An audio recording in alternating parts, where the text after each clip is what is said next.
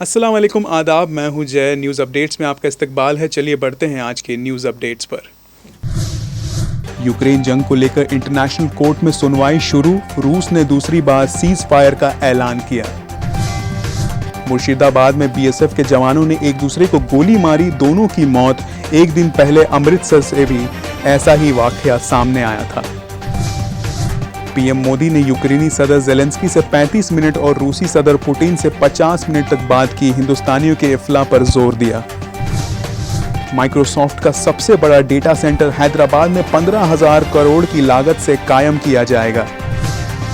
तेलंगाना प्रदेश Congress committee PCC के साबिक रुकन और नलगोंडा के रुकन पार्लिमान उत्तम कुमार रेड्डी का बयान। कहा, केसीआर दिसंबर 2023 से पहले असेंबली तहलील करेंगे। सिटी पुलिस कमिश्नर सीवी आनंद ने ऐलान किया, हैदराबाद में जल्द ही एक खातून को स्टेशन हेड ऑफिसर एसएचओ के तौर पर अपॉइंट किया जाएगा, जो आज तक कभी नहीं हुआ।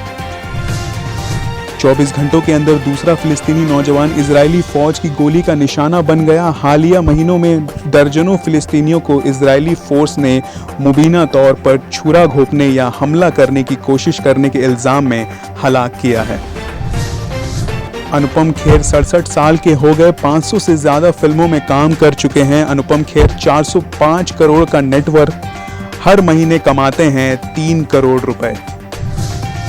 महंगाई फिर बढ़ेगी। GST council minimum tax rate बढ़ा सकती है। स्लैब रेट को 5% से बढ़ाकर 8% करने पर तजवीज़ हो सकती है। फाफ डू प्लेसिस आरसीबी के नए कप्तान होंगे। फ्रेंचाइज जल्द ही कप्तान का नाम का ऐलान करेगी।